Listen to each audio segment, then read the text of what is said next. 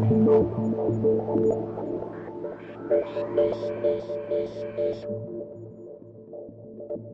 we're back. We're back on the quest. We're back on the adventure. 2. Know the self. Discover the self. So, had an insight. Fantastic insight. We were able to benefit from that insight by applying it back to what we've done already.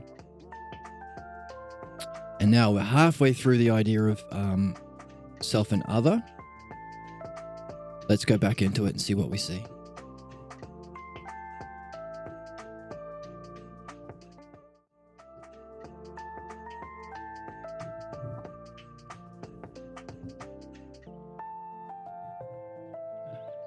It will not be other from another so long as and insofar as it is one, for it is not proper for the one to be other than anything, but simply other.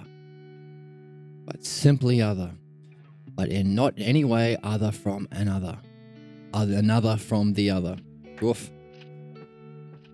I mean, it sounds confusing to speak this way because he's using language like at its most archetypal way, at its most primary principled way. He's using principles to talk about principles, and he's not adding any fluff. Like, even in the English, for it is not proper for the one to be other than anything, but simply other, but not in any way other from the other. Like, it makes sense. It's just not, we're not used to hearing this. But there's such an economy of language. That's the high level that this guy's seeing through. Imagine the kind of mind to be able to see all of the basic fundamental ideas that you take for granted in everyday things. That dog is other than my dog. Or that lunch is other than my lunch. Or that dog food is different from, is not the same as my dinner. So I don't eat the dog food. But those concepts, other and same, to see them most primarily that you can just talk through them. You can just see through them. What a mind this guy has that we are aiming for ourselves. But also, the economy, like, there's very few filler words. And if you look at the Greek, there's even less filler words. For, you can't say, it's not proper. The one, be, other, anything. Simply other. Not. Anyway, other, another, other. Even less filler words, even more precision in the Greek. How cool, right? Properly so. Thus, on the other hand, it will not be other, since it is one, or different.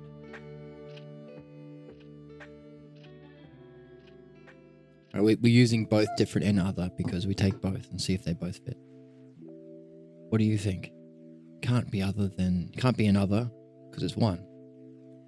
Surely if not by reason of this, then it will not be other from itself, but if self is not at all other from self, by being in no way other, self will be other from nothing.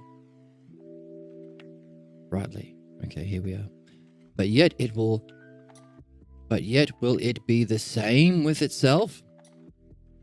If it's not other from anything, can it be the same as itself? Why not then? But surely the nature of one is not in the same way as herself and the same. So why is it not the same as itself? Because the nature of one is not the same as itself. And we're saying the one describes the self. So again, definition. This is what I want to define. It will not be the same as itself. Why not? Demonstration. Because of this. But then Aristotle says, why then? Divide it up even more. Definition, demonstration, division. So now comes the reasoning. The key idea is structured in a certain hierarchical arranged order to prove a point.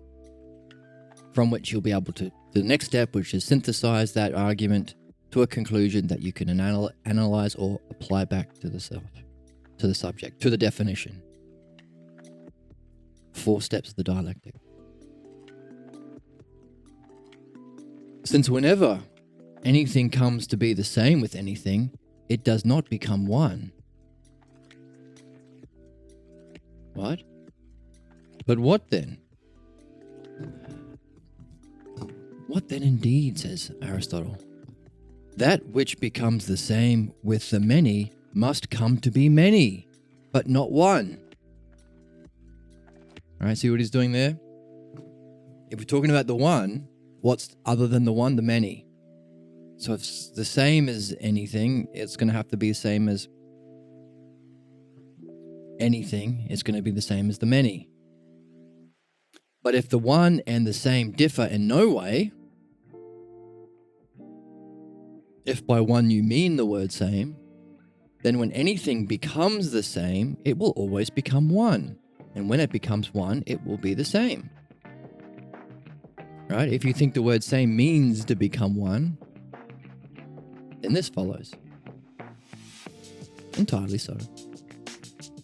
Accordingly then, if the one is to be the same with itself, then it will be that which is not one with itself. And in this way, one being will be not one. If one is to be the same with itself, then it will be that which is not one with itself. And in this way, one being will not be not one. But certainly, this is indeed impossible. Accordingly, then, it is impossible for the one to be either other from other or same with itself. What does that mean?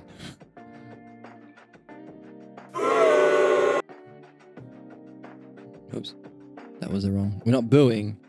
Sorry, we're not booing. We are saying what? I hit the wrong button. We say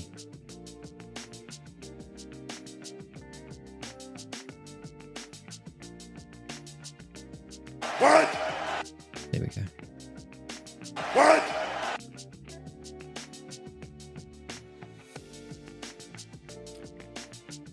If the one is to be the same with itself, it will be that which is not one with itself. That's the essence of the argument there. Let's write that down. So, before, if the one is to be the same with itself, it will be not one with itself. If same as self, it will be not one with itself. Not be one.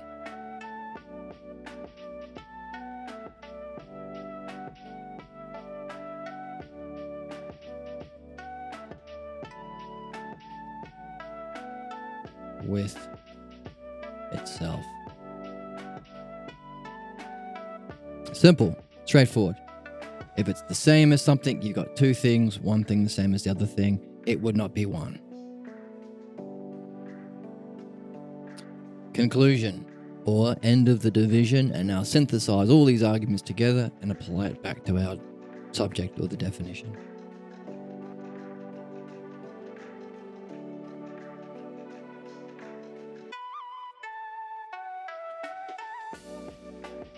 Accordingly then, it is impossible for, therefore,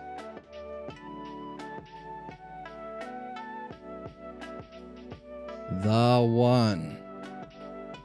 So this is the self. If it's the same as itself, so he's using the idea of self, everything we know about the self so far, and itself in its nature. If you are yourself, you can't be the same as yourself because that's two.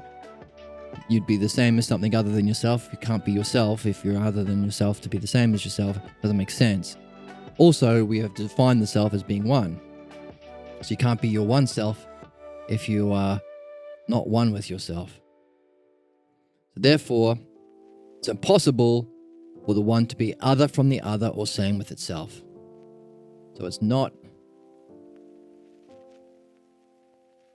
other from other or same as itself.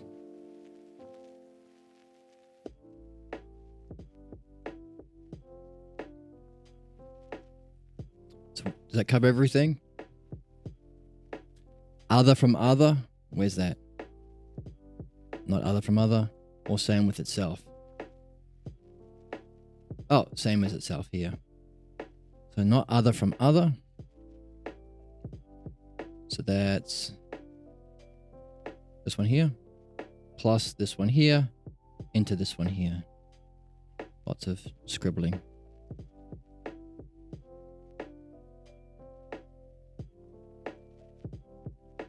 So,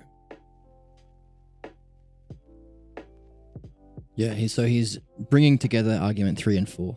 It's not other from another, and it's not the same as itself. Therefore, it is neither of those things. Cool. Starts hard, but then you write it out. And it becomes a bit easier to see. Hopefully, as you make it easier to see, it becomes simple. As it becomes simple, you can see through it. As you can see through it, you can use it and to benefit from it and to in your own way of being. That's why we do it. Leveling up.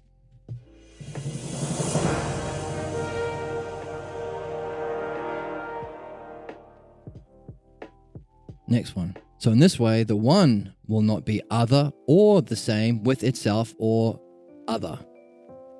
Okay, so while that previous conclusion brought point 3 and 4 together, this final conclusion brings it all together and relates it back to the subject. What do we want to prove at the start?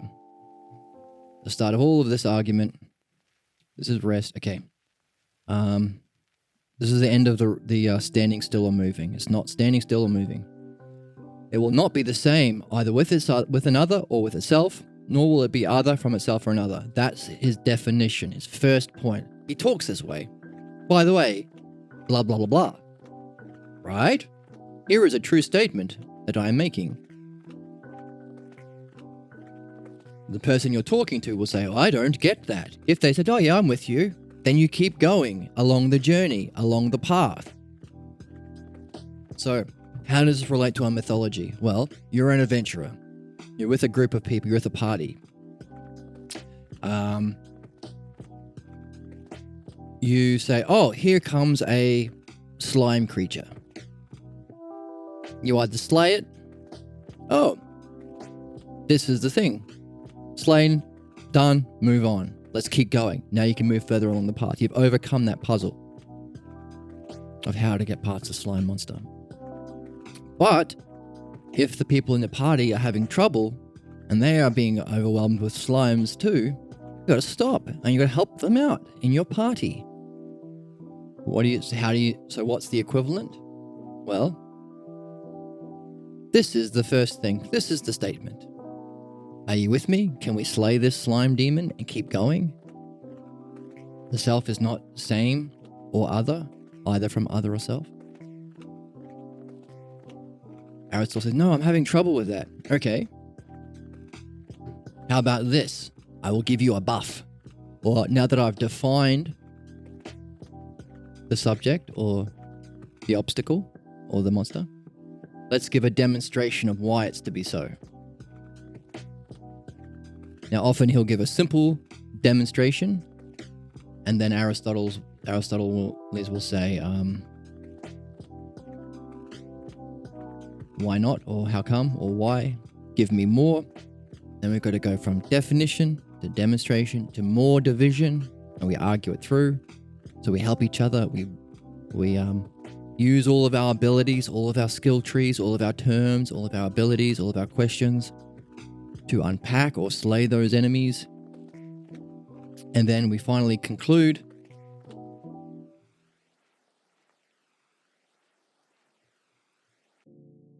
Look how much work we've done. And we finally conclude Where did we conclude?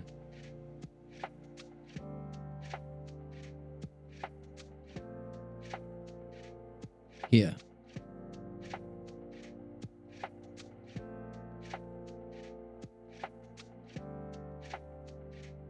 Oh, wait. Okay, so we're same and other. Here we go. So in this way, conclusion.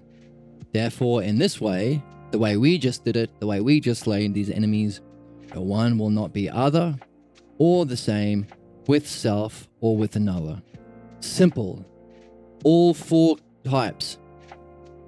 Such economy of language. Such efficient use of his weaponry. That's the conclusion. That's the synthesis or analysis. The others, the divisions, back to the subject. Other to back to self. So the conclusion was about the one. So in this way,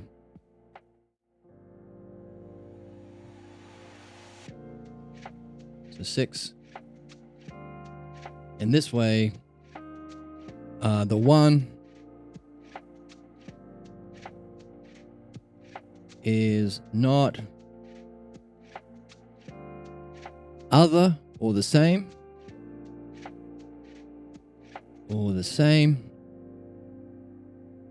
with self or with other. That's our conclusion. Yay! We've learned something more about the self.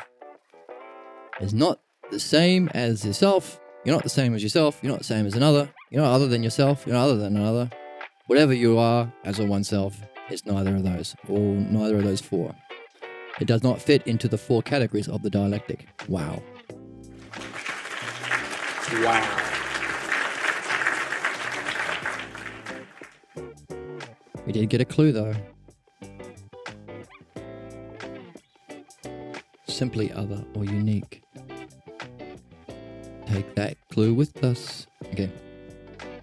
On to the next argument.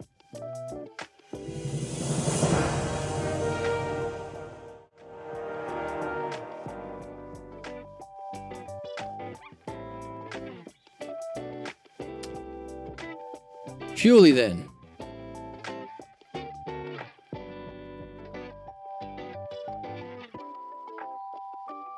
the one will neither be like nor unlike anything. Probably see it already, right? A pair of terms. Actually, you probably recognize like and unlike from our introduction. The Zeno exercises. There's one of, I think it was exercise 2. Do an exercise on likeness. Exercise 3. Do a dialectic on unlikeness. So we can recognize these are 2 ideas. So they're self-er terms. And we can recognize, oh, they're probably a pair. Look at them. You're doing well. See, you're leveling up. Wow. Wow. Level up twice in a minute. So the one will neither be like nor unlike anything. Neither in relation to self nor in relation to another. So we can recognize the same pattern, right? Just as we had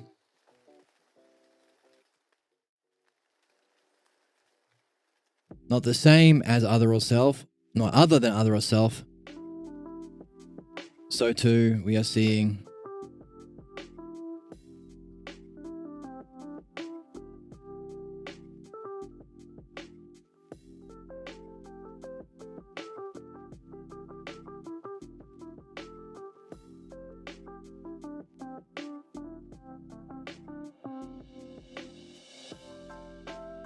the one.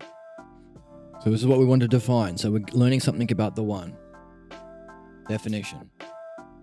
So we're arguments.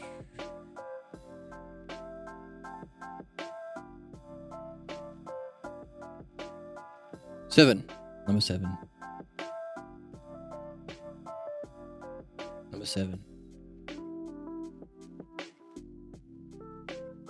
Definition. What is it? The one. So we want to see something about the one. So we're probably going to be talking about the self.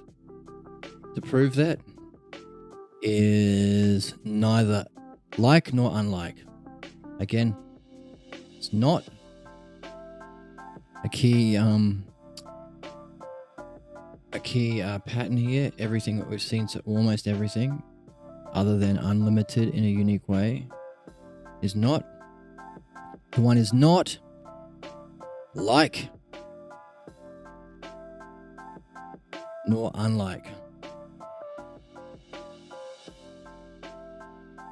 Anything neither in relation to itself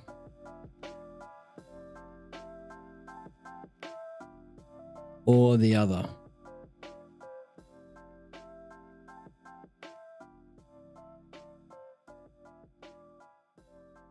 So we can probably recognize here, very similar to self, other.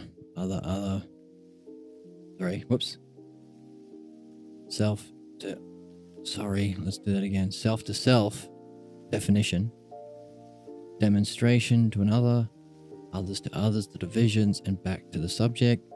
Probably recognize this what, like in itself, like to other, unlike to self, unlike to other. Very much fitting the structure or way of thinking of the dialectic. So those exercises he told Socrates to do, that Zeno was also doing, he's probably mastered it to a high level because he just talks this way now, right? Isn't that cool? Let's read. Why not? Okay, give me a demonstration. Now that you've defined what you want to show. Because the like is that which is affected in some way by the same. Yeah. If you like something, you're in some way the same, is it? But it was shown that the nature of the same is indeed separate from the one. We just shown that. It was so shown. But certainly, if the one would experience anything apart from being one, then it would experience to be more than one. But this is impossible. Okay. Right, that makes sense. Accordingly then, what does that mean? Well, if you are the one and you want to be more than that, you're not going to be just one anymore. Accordingly then, is it not in any... the Greek into English. It is not in any way possible for the one to experience being the same, neither with another nor itself. Interesting. He's adding another argument for our previous one. Oh no, experience. Okay, so he's saying likeness is being affected by the same. So he's experiencing something sameness. If you're like something, you're experiencing some kind of sameness. But the one can't experience, because if you experience something other than the one, then you're more than one. So therefore, it is impossible for the one to experience being the same with another nor itself. It has not come to light. Accordingly then, in other words, this isn't true. Accordingly then, it is not possible for self to be like neither to another nor to itself. Does not seem likely. Most certainly then, neither can the one experience being other, for in this way it would also experience to be more than one. For then it would be more. He remembers. Good for him. Most certainly then, that which undergoes being other than itself, or another, will be unlike itself, or another. So if you're undergoing being other than itself, again, undergoing, so he's tying the experience or the undergoing of other to unlikeness Like he talked about the experience of sameness to be likeness. There's some sort of application or experience or undergoing involved in likeness and unlikeness in relation to same and other. If that indeed, sorry, let's say that again. Most certainly then, that which undergoes being other than itself or other than another will be unlike either itself or that other. If indeed that which experiences the same is like,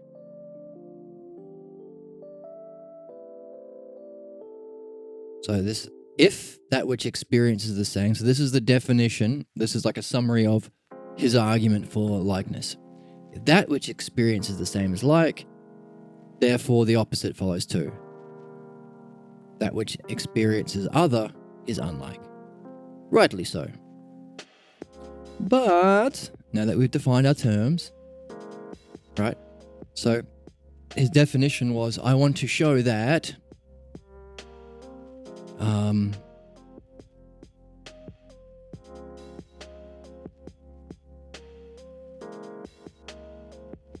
the one will neither be like nor unlike. Okay, so then he's had to give this division, but even within the division step, he starts with definition. So it's very much, it's an usia like, it's like every level has a reflection of the logos. So we're seeing the logos has its own existence at every level. So he starts by defining the terms. I'm defining likeness as experiencing the same as something or yourself. And I'm defining unlikeness as undergoing being other than either yourself or another. But the one, as it is indeed likely, by not experiencing in any way being other, is neither unlike itself or other. As we said, it can't experience anything because it wouldn't be one anymore. It'd be undergoing something that would change it. Becoming more of something. Accordingly then, the one will neither be like nor unlike, neither to other nor itself. Simple, that was quick. Right, we've got another set of terms. So let's write that out. So we've got it. Okay.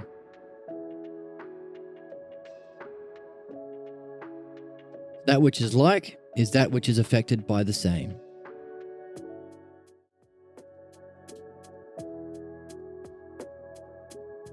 Yeah.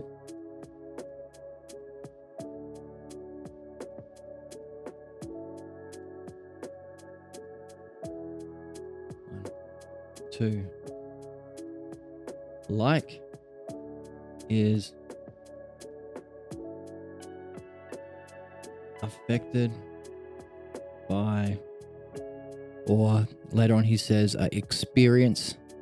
So we can say, oops, by or experience. He also said experience undergoes, kind of the same thing. Actually, it's literally the Greek under the word. Let's show you what I'm seeing. So we've got is affected by, like that. Experience, same word. Experience, same word in Greek. Experience, same word in Greek.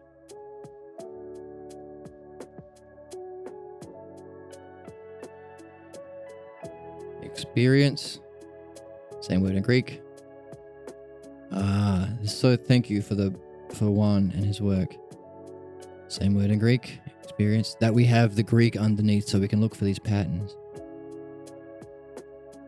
Undergoes, experience, affected, all the same word in Greek. The variations, of course, you can see the variations on the end, but it's the same root word. Experience, same word in Greek. Experience, same word in Greek.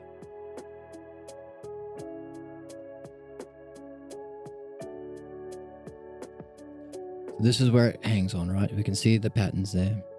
In fact, because it's such a keyword that the whole argument rests on, let's add it to our key term stack by highlighting it, asking for Jarvis. Hey, Jarvis.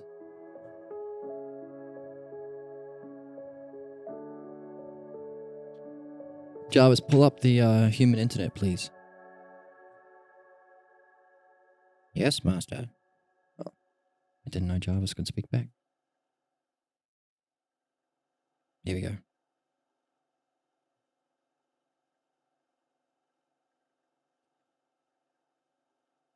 Throw it into the translator. Translate it from the ancient text into English, please. Into Greek. Paste. Here's the word. Now, tell me... Whoop. No.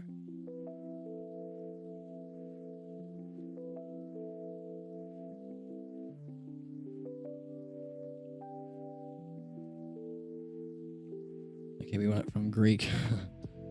I think I just messed it up there. So we want it from Greek.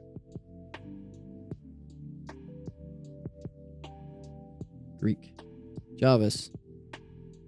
To English.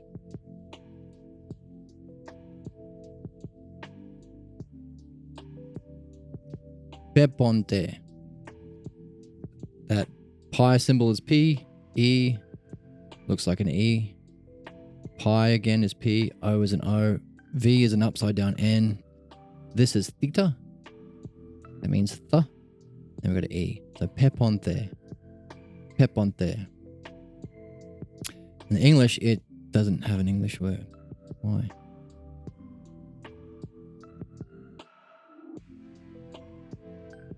Okay.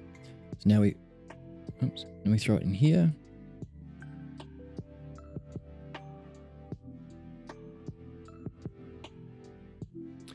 And let's see if the back end fetch fails again, which it might be doing for some reason. Don't know why.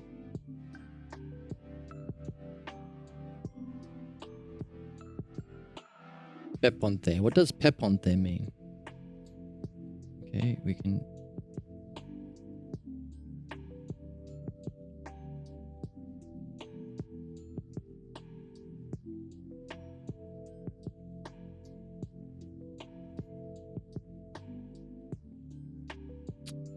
Okay.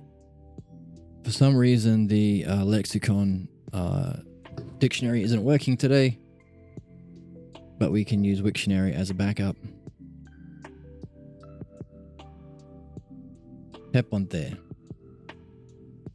Inflection of... Goodness.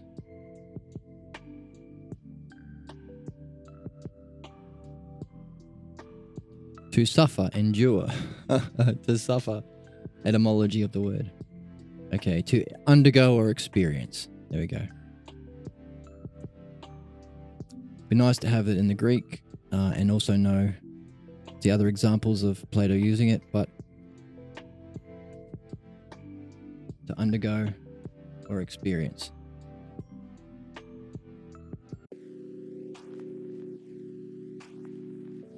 Comes from the root word to suffer. Etymologically.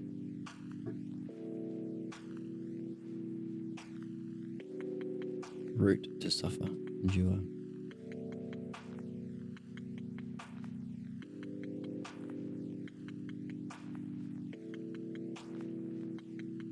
Anyway, to undergo or experience.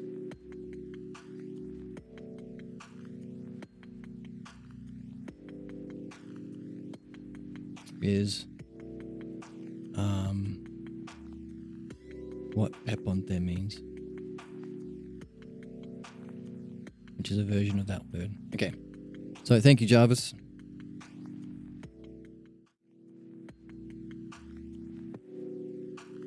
So that's all the examples of experience or undergoing something that we see in the text. So we can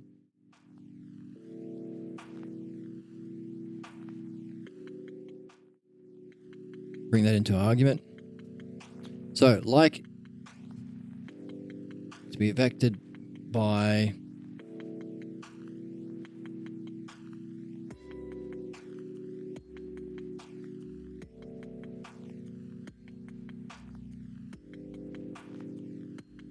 the same.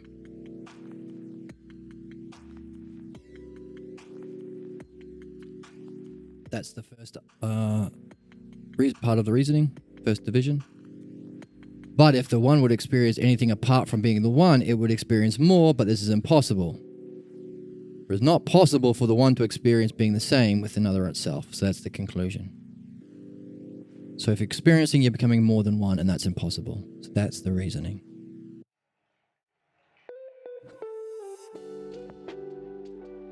The one, the one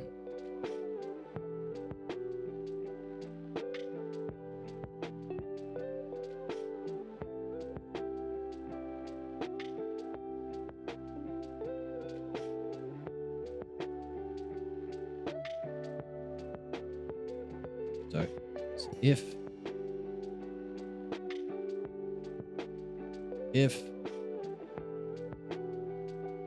the one experiences anything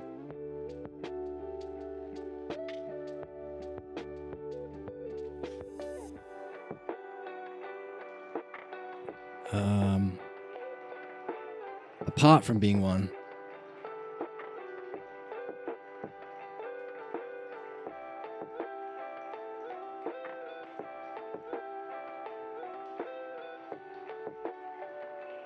it would experience more than one.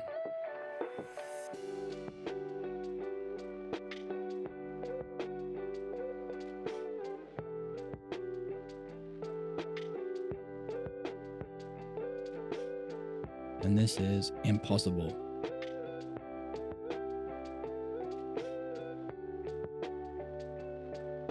Therefore, three dots mean therefore.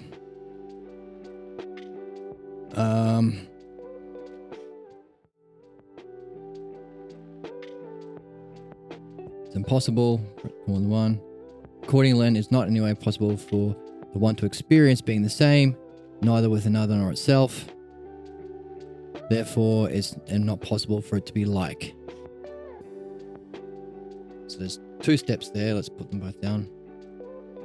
Therefore, not possible for one to experience the same.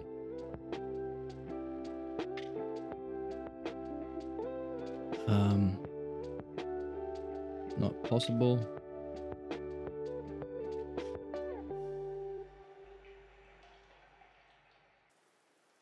for the one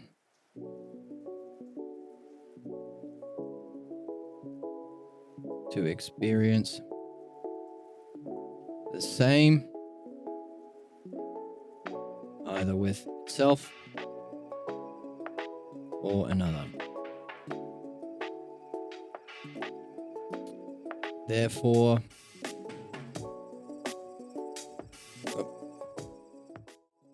sorry about that. Therefore,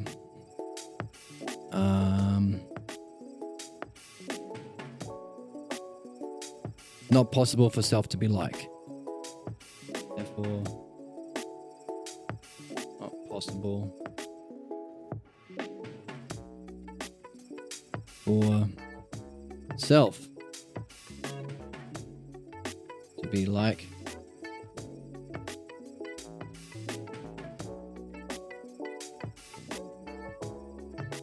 either self or another. The statement about the one applied to the self. How pretty.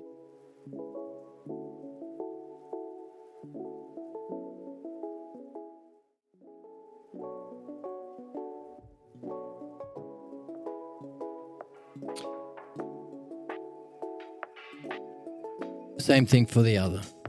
Experience other, it would be more than one. So it cannot be other. From another, unlike.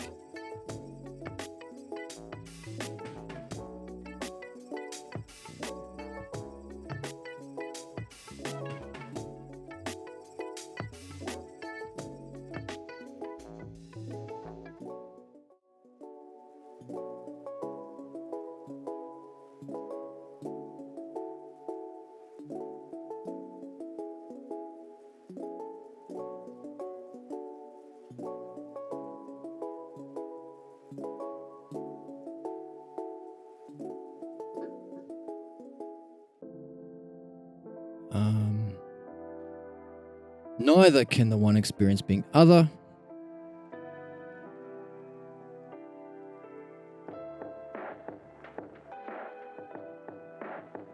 Neither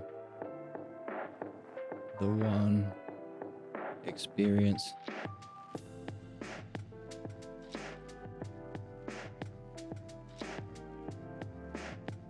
being other as more than one.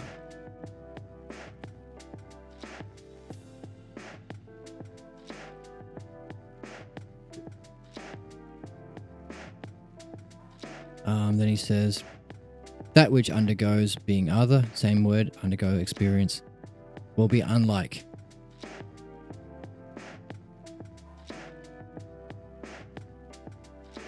Experiencing other is to be unlike.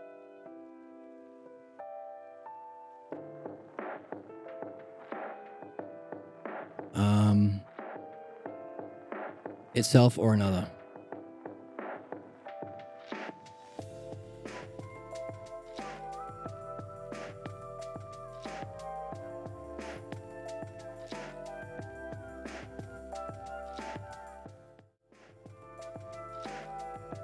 Unlike either itself or another. If indeed that which experiences the same is like, therefore experience the other, you're unlike. But the one is not experiencing in any way being other, is neither therefore it's neither unlike itself nor the other. Accordingly then, one will be neither be like nor unlike. This is number 8. Right here.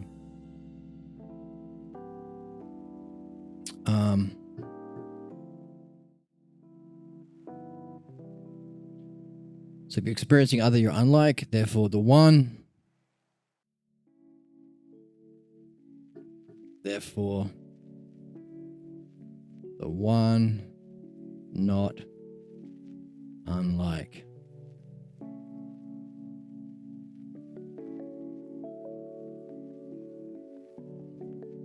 And then what do we do at the end? We synthesize it and usia it back to the top. So our conclusion, or our synthesis and analysis is, therefore, the one will neither be like nor unlike. Therefore, the one of the oneself is not like nor unlike. That's our conclusion. We have another argument, number 7. What was it? Well, definition. I want to say that the one is not like nor unlike, self or other. Why? Because to be like is to be affected or experienced the same. But if the one experiences anything apart from being one, by definition of it being an experience, it would be more than one. But that's impossible for one to be more than one. So as it's not possible, the one cannot experience the same, either as itself or other. Therefore, it's not possible for self to be like self or other. So the one can't be experiencing self or other, therefore the self can't be like itself or other. So self is not like. But to the other half, neither can the one experience being other, just like it couldn't experience being same, because that would make it more than one. Therefore, experiencing other is to be unlike. Therefore, the one is not unlike. Therefore, the one is not like nor unlike. Also, the one self, because we concluded here that the self is not like. So therefore, the one or the one self is not like nor unlike, which we set out to prove. That was our aim and that's our goal, and we did it, and we clap.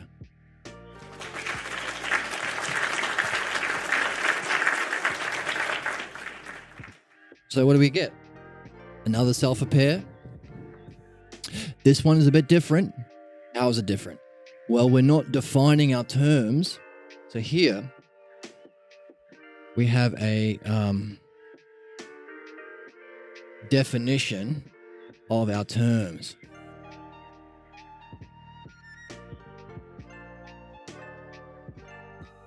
Definition of what?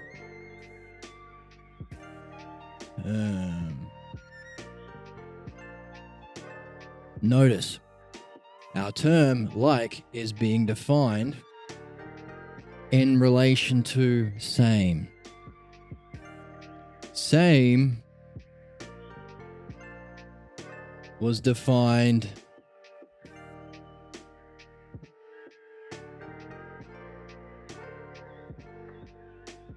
in relation to other. Right?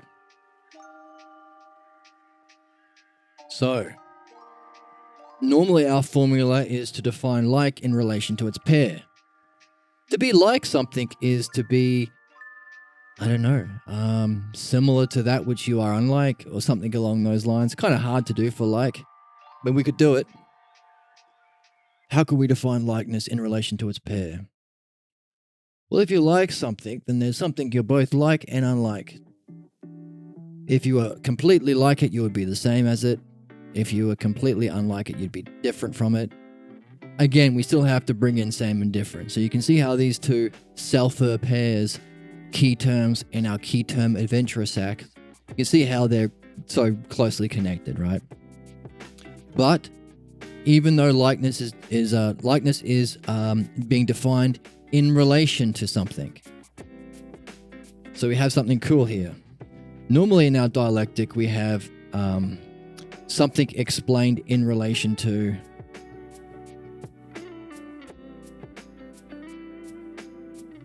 something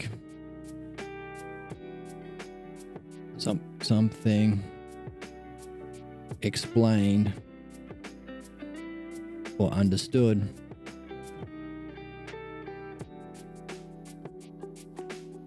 in relation to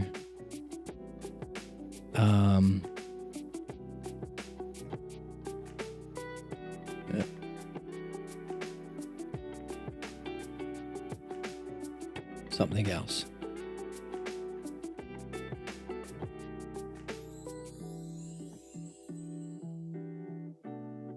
Right? Now, that's the self and other. So we have something, we call that self. Let's in a bracket. Explained or understood in relation to something else, something other than itself. Now, so far what we have been doing is seeing a pattern of that other thing being itself a pair. So we can define part. We can explain what a part is to give the definition of the term in relation to a whole. Hey, a part means to be a part of a whole. Likewise for whole. Explain it, understand it in relation to its pair. A whole is something where it's not missing any of its parts. If you're missing a part, you're not the whole of the thing. If you're missing the hands on your watch, you don't have the whole of the watch. Now, what's unique about this one is the other, normally self,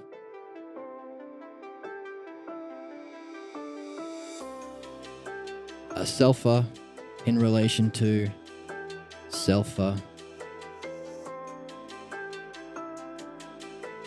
pair. Zoom in a little bit.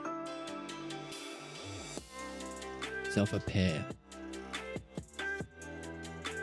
But here we are having the selfer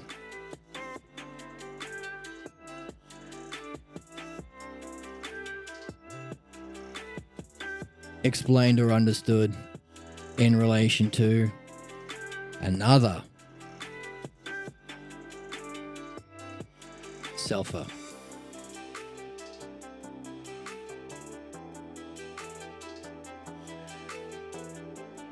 which is fine. That's what we do in our exercise. You can pick anything as the other. If you want to, like in our exercises previously, we said, okay, well, if you're going to do a dialectic on motion, because you're really interested in understanding what pure motion is, maybe because you think it's related to having your own free will, be able to be self-motion, right? So you've been learning about that, so you do a dialectic on motion, but you think the coolest word that you know about, that you're interested in, to understand self-motion is soul. Because you want the soul to have free will. So you can understand motion in relation to soul. So you can pick the soul as the other to understand your subject. Just like right now we're in the Parmenides dialectic, which he's using the one to understand the self. The other is the one, and this thing he wants to understand is the self. Right? So, but one way you can do it is by taking the pair. Understand or define one thing in relation to its pair. We've been doing that usually all the way through. But now we have something different. We see, actually we can pick out another self a term that we've already defined. So we're saying, well, we're defining likeness in relation to the same. To be affected by the same is likeness. To be affected by the same is likeness.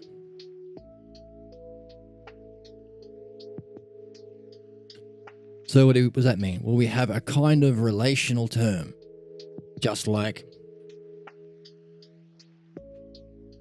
to be related to or to experience other or difference is to be unlike. So these two are connected.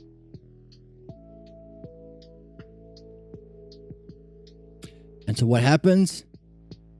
We have a conclusion that it's not like nor unlike.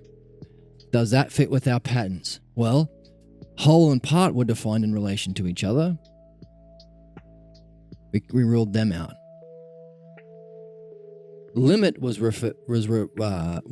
understood in relation to beginning, middle, and end. I don't think they're self terms though. Maybe. But anyway, it was in relation to something other than itself, and it was removed. You can't say that.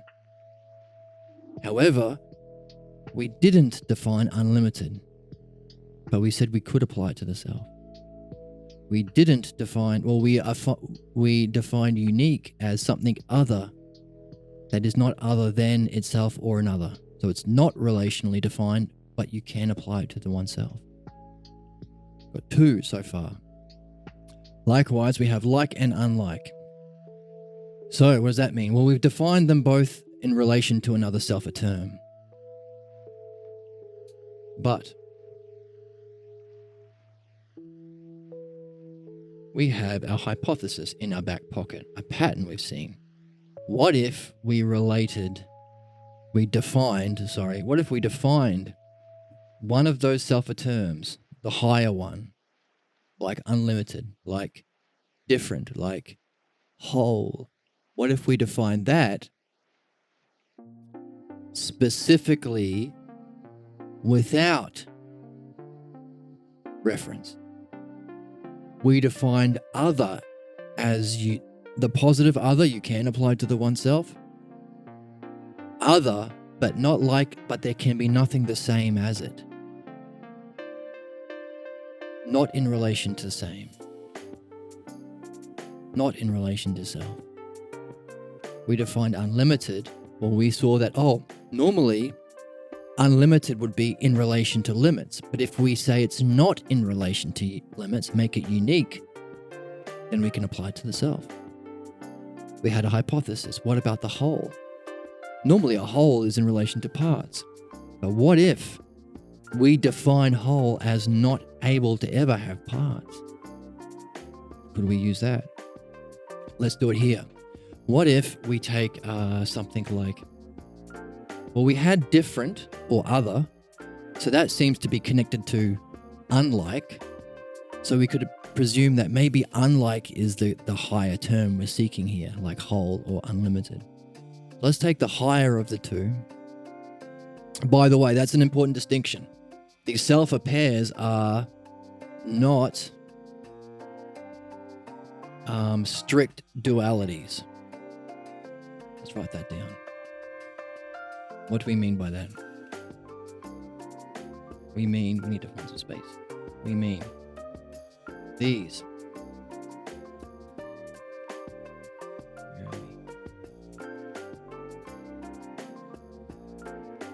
These self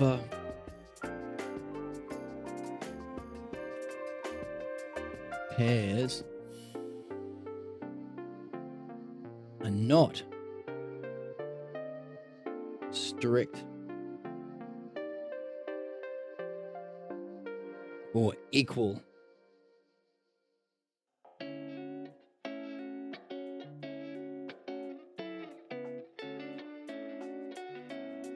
dualities.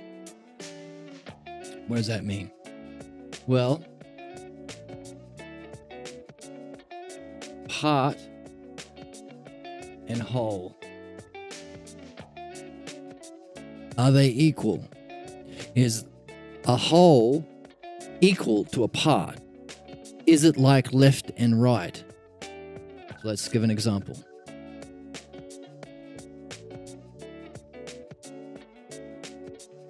Like left and right.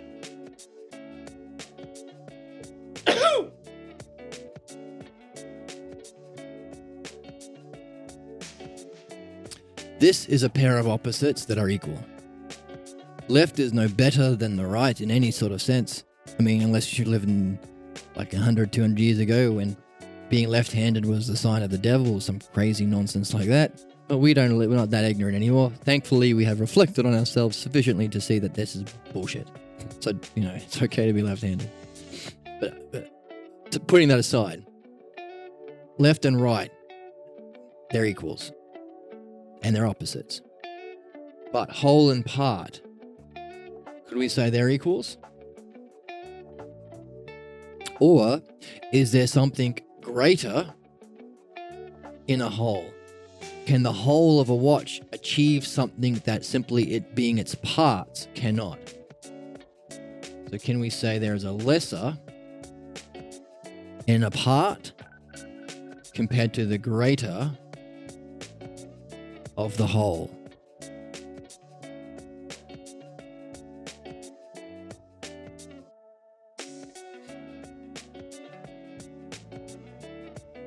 Would that follow? We are philosophical adventurers, so we can recognize greater and lesser because we have talked about it before. Let's find where we talked about it before. Greater, lesser, and whole, or that is a analogy, which is also called the phi ratio, or the golden analogy.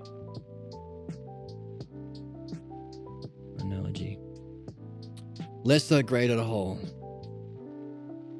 You might recognize that from the Fibonacci sequence. Now, why is that? Well, that's one of our triad skill trees. It's a kind of triad. Lesser, greater, whole. And we related it to other triads we've seen. We've seen the physical world of becoming. Is the lesser in relation to the realm of being, which is what we're after in philosophy. But that's... Oh, there's a phone call. That's the greater. But we also seen in philosophy there is an ultimate, that even the beings have a self, or even the beings are one. So that leads us from Zeno's Dialectics, which is our exercises of the logos to apprehend being, to Parmenides' Dialectic, which is the same exercise of the dialectic applied to the one or the self, or both. We have this lesser, greater, whole.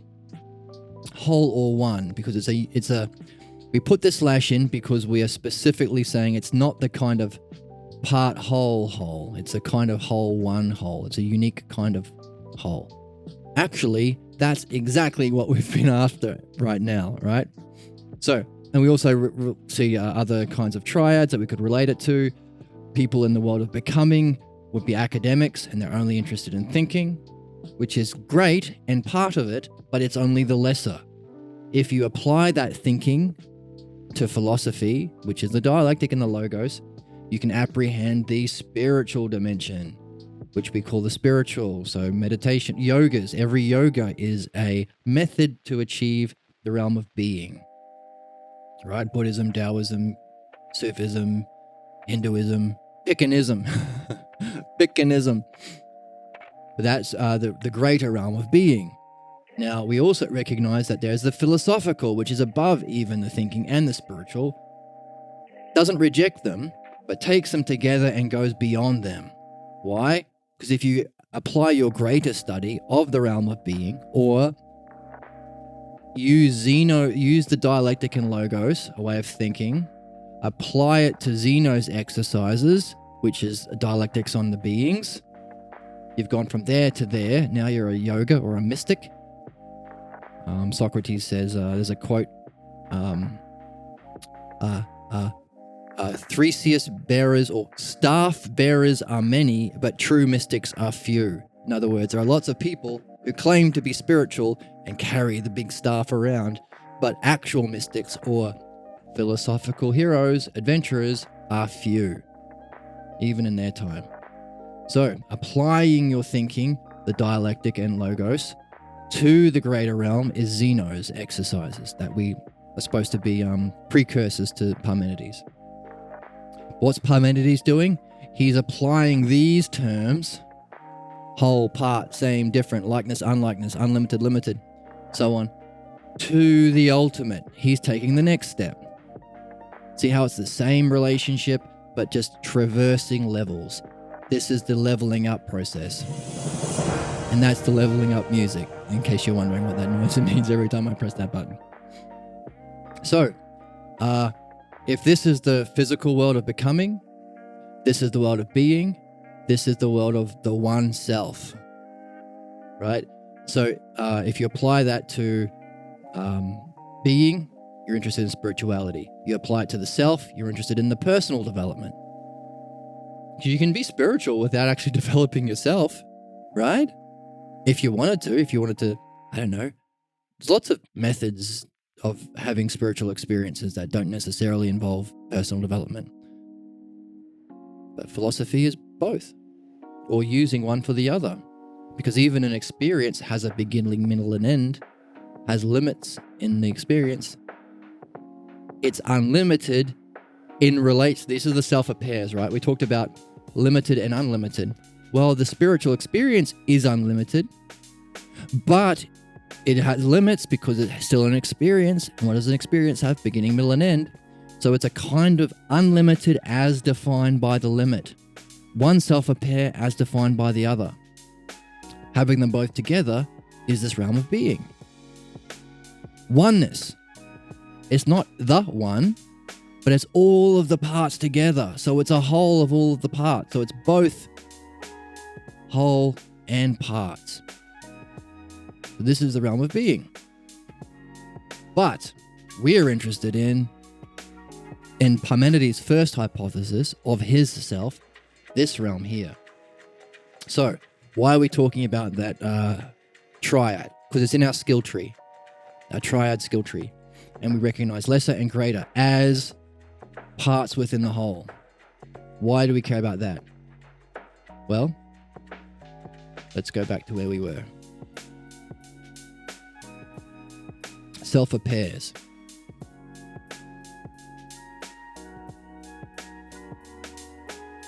Can you say whole and part are strict or equal dualities like left and right? If not, if you could say that there is something greater about the whole, it's a kind of unity. It can achieve a certain... When your watch is a whole, it can achieve a purpose or a function to tell time that the parts on its own can't achieve. Right? Would you say that you as a person are just a collection of parts So you could just throw your hands and your toes and your eyeballs into a trash bag and you would be no different than you as a whole? Or is there something greater about a whole? Hypothesis, right? It's just a hypothesis. We're applying our reasoning of our work to the work. So, if that's the case, what did we see about our lesser and greater? Well, these are aspects of a greater analogy which has the ultimate, or is a kind of one whole. This is a term from Plato's Phaedo. It's a kind of whole that's not the self-pair of whole. It's not a whole in relation to parts. It's a kind of a one, but it's a kind of one that encompasses the whole as well. It's a unique kind of one. Oh, unique kind of one. What else? What do we call a unique kind of unlimited? We got the word unique from this dialectic, right? A kind of different that's not like anything else. That's not the same as anything. Not a kind of different that's not the same as any other kind of different. So unique. Right, so this is something important to realize about the self-pairs. Why? I mean, there are implications of being confused. If you think that all of these self-pairs are just opposites, then there's a certain way of reasoning you can go. It can lead to certain conclusions, which won't be completely true and might be limiting, but that's a different conversation for a different day. But here we're seeing something interesting. So long as the greater whole is being defined by the lesser, it ties them together. And we're saying, nope, not either of those. But we had a greater unlimited that was not defined. In fact, you could say what made it unique was that it can't be related to its lesser. There cannot be limits in the unlimited, otherwise it would have parts, it would be many, and we've declared, we've proven that the one self can't have parts. So you can't say that, let's write it down. Can't say that the unlimited is defined by limits. You can't say that. If you did, we did our own dialectic where we saw that, where is it? If we did it that way, yeah, we did our own. By the way, Aristoteles, wouldn't you say unlimited is a never-ending series of limits? Aristoteles said to us, well, why so, great adventurers of philosophy? Well, because isn't that like counting? 1, 2, 3, isn't that unlimited? But each of those are a series of limits? Yes. But isn't space unlimited? Oh, yes. Isn't that a series of points in space? Oh, yes. So everything you've ever experienced that has been unlimited is a series of limits. Oh, yes, adventurer. But the one self is not many, and aren't these a many series of limits? Yes, indeed. Well, if that's many and the one self is not many, therefore the one self or the one is not unlimited. I'm with you. We did that. It's not in the text. He did the other thing. He said, well, hang on a second. What if I don't do that? What if I do not define unlimited in relation to its lesser? I do not define the greater in relation to its lesser, the same way I did with whole and part. I do not have to reject the greater. What does that mean? That means if I do it this way, if I define the greater not in relation to the lesser, then I can define it in a new way that can be applied to the whole, to the one self.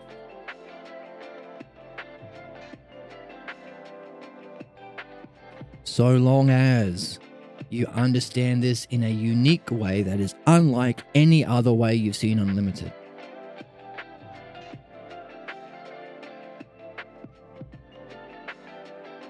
That's what he did on unlimited. That's what he did with different. How did he define same and other in relation to each other? How did he define the terms like and unlike in relation to self and other, same and other?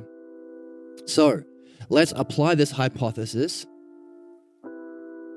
right? Synthesize and then analyze. Let's apply it back to what we just did of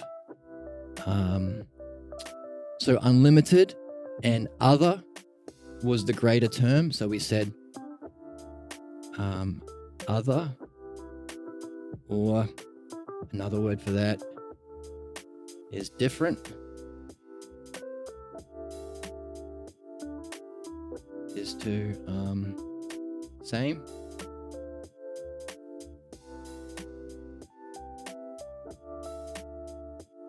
We said it, if you are defining other in relation to same, it can't go further. If you are defining it specifically that it's not able to be related, it's, what was the word? Simply other. Such a key term. Let's bring it up.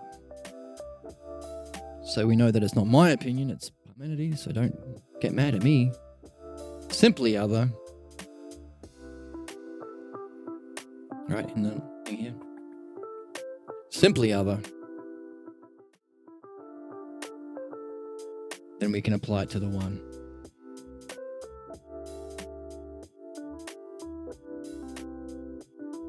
The one. So, what else do we have? We have different color. Let's go this color. No. Oh yeah, that's good. We have what's the experiencing of same? Well, he's helping us out a little bit by relating same to the experience of likeness. He's helping us determine which of the two, likeness and unlikeness, is the greater and which is the lesser. Otherwise,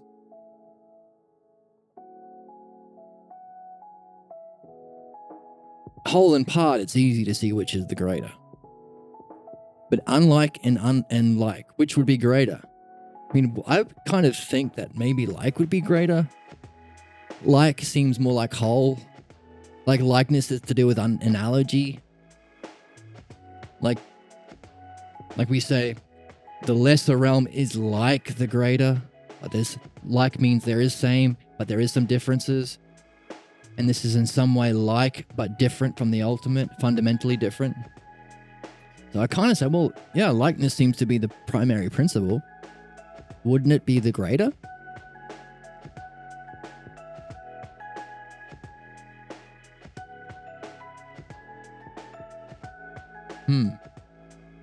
Maybe. We don't know. But I'm taking clues from what he's saying. So this is just a hypothesis. Make your own theories, make your own hypotheses, put them in your hypothesis sack, question sack, and take it with you. If that's the case, then could we say, if there is something unlike, that there could never, ever be anything like it. It's unlike in itself. It's specifically a kind of unlike. Like, my shirt is unlike yours, so long as I have yours around to determine me. Otherwise, I have to be experiencing something other than something. But if the experience I'm having of other, right? He called this the experiencing. He called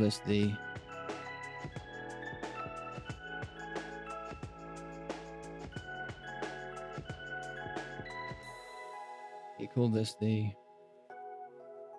experience.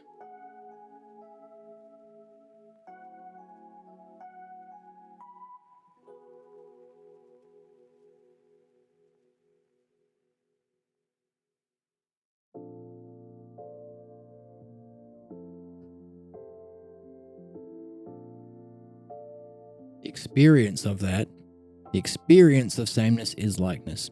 Experience, or the undergoing. So we could say undergoing. Experience is fine. Therefore, if we have a kind of unlikeness, that is what? Unique and uniquely unlimited. That is defined by their defined by their not able to be anything like it. Could we say that that's the self? Could we say the self is unlike anything that you will ever experience? When you reach this level, if we are right when we're saying that this is the personal development, right?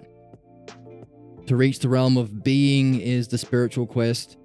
To master your dialectic and logos is the physical quest. To apply both of these to the ultimate is the personal development quest, or this quest for the self. If that's true, then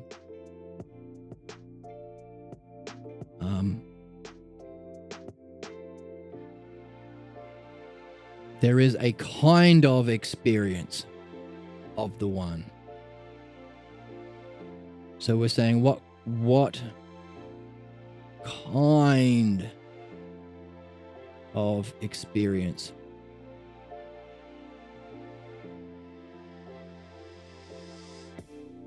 Is the one self.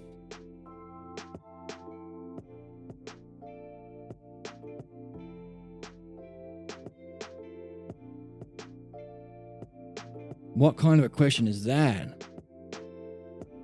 By the way, this is just a question that came up naturally through this kind of reflection for me. I haven't thought about this before.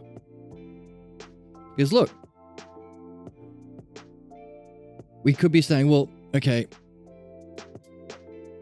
when we're talking about limits and unlimited, what kind of existence does it have? What kind of boundaries does it have? Is it limited or is it unlimited? Well, we are learning something about this. It's learning something about the boundaries. It's kind of unlimited, but you're not going to find limits in there. Wow. Well, the experience of the one, is it different than anything I've ever experienced in my life or in my mystical experiences? Oh yeah, it's different. I've experienced lots of different things before, but what way is it different? A unique kind of thing. So when we're looking at sameness in other, is it the same as anything? Is it different anything? We're looking at its particularity. How peculiar is it? Is it the same as anything? Or is it unique? So that's the area. Now, likeness and unlikeness. How were we defining likeness and unlikeness? Well, he helped us out because he defined it specifically in experience. He is saying, when we're talking about likeness and unlikeness, we're talking about the subject of experience. Why? Maybe he goofed, maybe he's just a weirdo, or maybe he's helping us. He realizes he's planting a clue for us. If you've come along this far, hopefully you can appreciate this kind of a clue. The clue is, when we find this pattern of applying the greater uniquely to the lesser, so we can go from this realm to that realm, by defining this realm specifically, you're not rejecting it. You're not saying that unlimited hates unlimited or whatever. It's saying there's a part of a limited that cannot connect. Like normally unlimited and limited, so it's like this. So it's like a Venn diagram. What do you call it? A Venn diagram. Normally we have this. It's like this.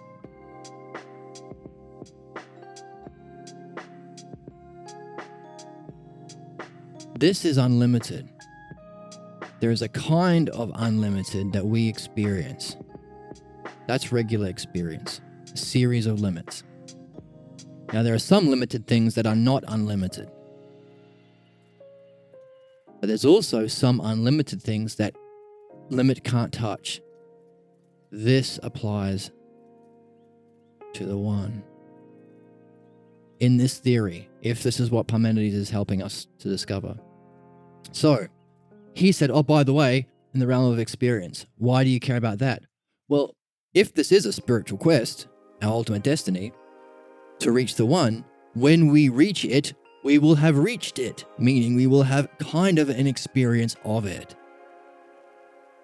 But how will we recognize it? Because it's not going to have shape. Remember, it doesn't have shape, doesn't have form. It doesn't even exist anywhere. It's not in itself, it's not in another. So how will we know when we're there? In other words, how will we recognize? How do we recognize? Seeing. We talked about the logos and the dialectic is to develop our seeing. Like a thief adventurer who can see the traps or see hidden treasures. We can see it now. We call it, when I skateboarded, well, when I did. Got a broken toe at the moment. Skateboarders talk about having skater eye. You skate for so long and it becomes part of your practice and your exercise that you see the whole world as a skate park. You see through your understanding. You see through your experience. That's the logos. Now, we want to be able to see through our logos of the oneself so we can recognize our goal. If you don't know what you're after in the video game, how will you know you're at the boss? How will you know you're at the goal? You don't know Mario is supposed to rescue the princess. You might even, oh look, there's a princess. What a silly Billy. I'm going to leave her alone. Whatever. You won't recognize her as the goal. Right? Or, oh, there's a big scary turtle. Bowser. I'll better avoid him if you don't recognize that's what you're after. Similarly, if we're after some sort of reaching or the spiritual development beyond the mystical experience of ultimate destiny or knowing the self, if that's a state in our ladder of leveling up, we have to be able to recognize it. How? Well, we develop a logos of it. But then how can we recognize it if it doesn't have shape, doesn't have form, doesn't have circle or straight, doesn't exist in any place?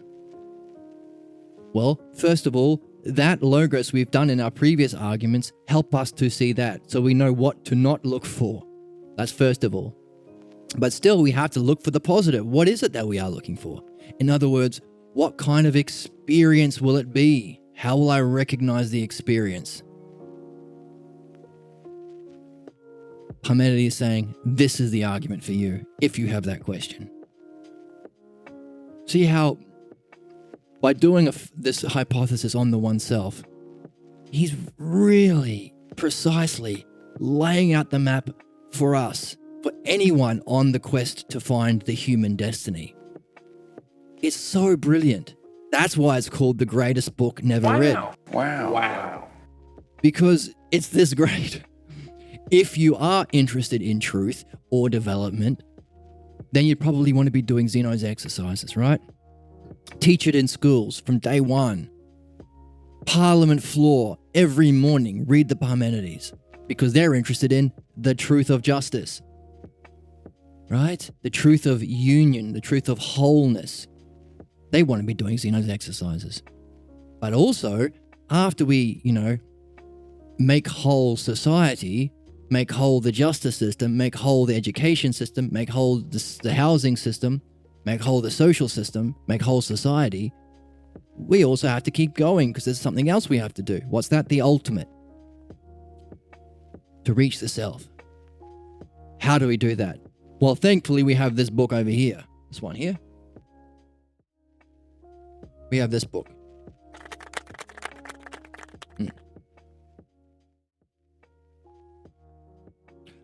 Which allows us what we need to figure out the answer to these questions. One such question for such a person who is awoken to philosophy, who's awakened philosophy in his soul, in his life, or anyone who wishes to improve whatever system they're a part of, the education, the justice, the legal system, the government system, whatever system, if they're doing it with this ultimate integrity, they want to know this, the ultimate integrity, they can read this book. Wow. Thank you, Parmenides. Wow. I didn't mean to press that button, but let's see the level up. We have leveled up by having reached that conclusion. Let's fit that in, gerrymander that in. Now, one of the questions on that ultimate quest, ultimate integrity, to be most good, to be most like a human, to be most evolved, to be reaching your destiny, to be most like Parmenides, to be most like Socrates is trying to reach himself. That's why he's there. To be most like Socrates, to be most like a philosopher. One of the questions is, how the hell will I recognize whatever that is once I reach it? Parmenides is saying, well, hang on, I'm going to give you this argument of likeness. By the way, normally I define the terms in relation to each other, like whole is in relation to parts or whatever, or motion and rest and stuff. Or in relation to other ideas, like a limit is the beginning, a middle, and end, and their parts. But I'm going to throw in something cool, experience, right? Let's see how many times the word experience comes up. What? In the argument on likeness and unlikeness, all of the highlighted terms are the word experience or undergoes. And it's just a very short, it's one of the shorter arguments we've got so far. So what? Well, you might want to ask, well, if this is genuinely the quest for all of these things, if those are the stakes for society, for humanity, for our species, and for me individually on my personal development quest, hero's journey, then I want to know what kind of experience this oneself is so I can recognize it. How do we recognize it? Like the thief's skill of seeing traps or seeing treasure. Develop your logos, develop your understanding. You see through your understanding, just like Parmenides is seeing through his understanding to talk in this way for us, 2,000 years through time. So, what's he saying? Oh, you're interested in experience? You want to ask this question one day? How can I recognize it? Well, I'm not going to tell you. I'm going to give you what you need to figure it out for yourself, because this question, likeness and unlikeness, is about experience. And we are doing it on the oneself. So far we've said it can't be unlike anything other, and it can't be like anything the same, because that would be some sort of changing, which would make you different to the one, and you can't do that. So give up. Or keep going. Because you're an adventurer. The difficulties that you face, the enemies that you slay are not to stop you in your progress, but to make you stronger. So how can we solve this puzzle? Well, we saw there was a unique way of defining other that is not in relation to same. He did both. He said, if you're going to say other is other than the things that are the same, you can't say it. You can't apply it to the one. But there is, you can say the one is simply different. Simply different, not in relation to that. And you can apply that to there. There's a part of there that's connected to the lesser. This is the greater. And there's a part that's connected to the ultimate. And by the way, how will you define this part? Well, this part is a combination of the lesser and the greater. Whole is in relation to part. This part is defined by the section of this that is not able to be touched by that. So you can define it. You're not just saying it isn't that. You are specifically defining that. So it'd be more like this, right? More like this.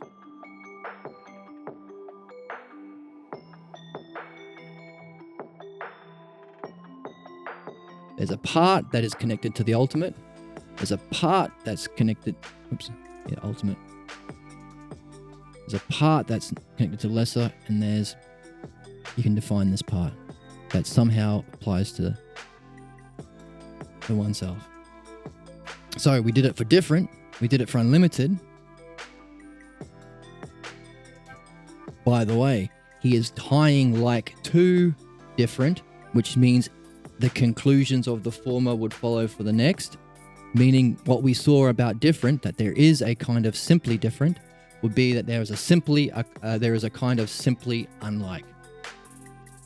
And in what realm is it? The realm of experience. What's the questions? What kind of experience is it that of the oneself? Apply this to that. It would be, let's do it.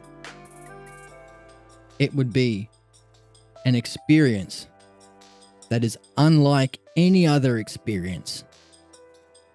In what way? In that there can never be anything like it. It can never be like anything. It's an experience that is unlike in a unique way. In a uniquely unlimited way. In a uniquely whole, a uniquely unlimited, unparted, unlimited, unsame, unlike way. That would be the experience you're after. If you ever experience something that is not only unlike everything you've ever experienced, but by definition is something that is unlike even experience itself, you're on the right track. You're after that. You are where you want to be, right? It's not, doesn't exist. We said that already, because it would exist in something or in another, in itself or in another. So it can't have an existence. It can't have a beginning, middle, and end. Every experience that we've ever had has a beginning, middle, and end. If so, if it doesn't have a beginning, middle, and end, because those are limits, and we said it can't have that, then it would be an experience unlike any other. A unique experience. With the character of being an experience unlike where there could not possibly be anything like it.